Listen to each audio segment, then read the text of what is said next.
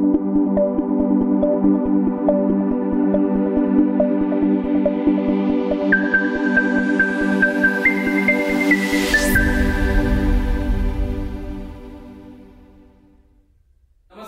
Group tuition मध्ये आपल्या सर्वांचं पुन्हा एकदा स्वागत। आता चॅप्टर नंबर 3 सर्कल मधील मी एक्स्ट्रा काही सम तुम्हाला इथे सॉल्व्ह करून देते। उदाहरणार्थ बघा, एक मी डायग्राम वगैरे काढलेली आहे। या डायग्राम नुसार इथे measurement of angle B equal to 110 आहे, बरोबर। आणि यांनी काय सांगितलं की seg AB parallel seg DC find out करायचं काय, तर अँगल D हा जो अँगल आहे हा फाइंड आउट करायचा आपल्याला। तर सायक्लिक क्वाड्रिलेटरल आहे म्हणजे आपल्याला लगेच क्लिक झालं पाहिजे opposite angle of cyclic quadrilateral is 180 degree. हे बघा, according to cyclic ABCD is a cyclic quadrilateral. मी इथे फॉर्म्युला वापरला angle B plus angle D equal to 180 degree. नंतर मग B ची मेजरमेंट घेतली, ती इकडे जाऊन मायनस केली, 180 मधून मायनस झाले 70 राहिले। Measurement of angle D equal to 70 degree. पुढे आपल्याला पुन्हा आता व्हॅल्यू काढायचे C आणि A ची। मग C आणि A ची काढण्यासाठी आपल्याला लगेच इथे क्लिक झालं की पाहिजे की AB पॅरलल सेक DC आहे। आता जर जेव्हा दोन लाईन पॅरलल असतात तेव्हा त्याचे इंटेरियर अँगलची मेजरमेंट 180 डिग्री असते। मग इंटेरियर अँगल कोणते, अँगल B आणि अँगल C। मग मेजरमेंट ऑफ अँगल B आणि angle C equal to 180 degree. इथे पुन्हा आपल्याला B चं मेजरमेंट मिळालंय 110, इकडे गेलं मायनस केलं म्हणजे measurement of angle C equal to 70 degree. त्यानंतर पुन्हा आपल्याला A ची व्हॅल्यू काढायची। पुन्हा इथे आपण सायक्लिक क्वाड्रिलेटरचा फॉर्म्युला यूज करणार म्हणजे angle A plus angle C equal to 180 degree. मग आता इथे आपल्याकडे C ची मेजरमेंट मिळाली आहे 70 डिग्री, 180 मधून 70 मायनस केले 110। अशा पद्धतीने तुमच्याकडे हा एक सॉल्व्ह करता तुमचा सम, बरोबर।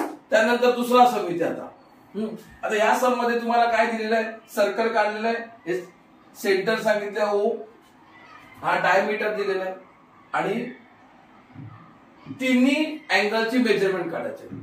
इथे तुमच्या लक्षात काय आलं पाहिजे, ते डायमीटर दिलेलं म्हणजे हे जे सर्कल आहे हे इन्स्क्राइब्ड इन सेमी सर्कल, म्हणजे हा ACB हा काय झालेला ते सेमी सर्कल झालेला आहे।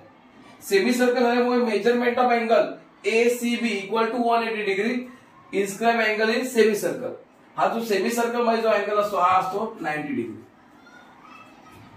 आता रिमेनिंग अँगल जे काढायचे त्यासाठी आपल्याला काय करावं लागतं, in triangle ACB equal to angle C angle A angle B equal to 180 degree. Sum of all angle of triangle is 180 degree. मग याचं 90 डिग्री आपल्याकडे आलेलं आहे 2x 3x degree equal to 180 degree. 90 इकडे जाऊन मायनस केले राहिले 90 डिग्री, 2x आणि 3x 5x, 5 ने डिवाइड केलं 90 ला, x is equal to 180 degree. पण आपल्याकडे ऍक्च्युअली व्हॅल्यू CAB ची आहे 2x, म्हणजे हा अँगल किती आहे 2x। मग 2x म्हणजे 2 × 18 equal to 36। Angle ABC 3x, 3 × 18 equal to 54 degree. हे झाले। आता अजून इथे एक सम मी तुम्हाला सॉल्व्ह करून देतो, हे पण एक्स्ट्रा मध्ये। या सम मध्ये त्यांनी काय सांगितलं की हा जो आर्क आहे PMQ इक्वल टू 180 डिग्री दिलेला आहे आणि तुम्हाला फाइंड काय करायचं आहे, PNQ हा अँगल। आता हा अँगल आहे हा इन्स्क्राइब अँगल आहे कारण हा सर्कल वरती आहे आणि ह्याने इंटरसेप्टेड केलेला आर्क आहे PMQ। म्हणजे इथे आपण measurement of angle PNQ equal to इथे PNQ half of the PMQ inscribed angle theorem. मग 1/2 इंटू 140 हा 140 हाफ 70 डिग्री, बरोबर। म्हणजे PNQ आला किती तुमचा इथे 70 डिग्री। त्यानंतर इथे तुम्हाला आर्क विचारला होता PNQ। आता आपल्याकडे PMQ आर्कचं मेजरमेंट दिलेलं आहे 140 डिग्री। मग PNQ हा arc equal to 360 minus arc PMQ, म्हणजे 360 मधून 140 मायनस 220, म्हणजे हा जो आर्क आहे PNQ हा पण किती आहे 220। दोन झाले। तिसरा पुढे मेजरमेंट ऑफ अँगल PQS।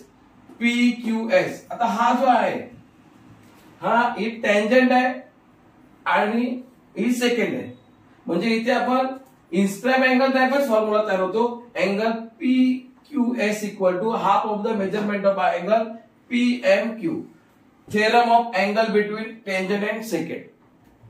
म्हणजे हा आता 140 आहे PMQ डिवाइड बाय 2 म्हणजे 70 आला हा अँगल. अजून एक अँगल आपण काढूया PQR. PQR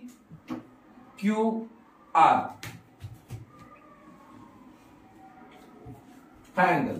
आता हा जो PNQ हा जो आर्क आहे हा या अँगलने इंटरसेप्टेड केलेला आहे. म्हणजे पुन्हा इथे theorem of the angle between tangent and second theorem घेतली. म्हणजे हा आर्कचे half 1/2 into measurement of arc PNQ म्हणजे 220 डिवाइड बाय 2 110. बरोबर. अशा पद्धतीने तुम्हाला हे समिती मी सॉल्व्ह करून दिलेलं आहे. तुम्हाला जर आवडला असेल तर तुम्ही लाईक करा, सबस्क्राईब करा आणि शेअर करा. धन्यवाद.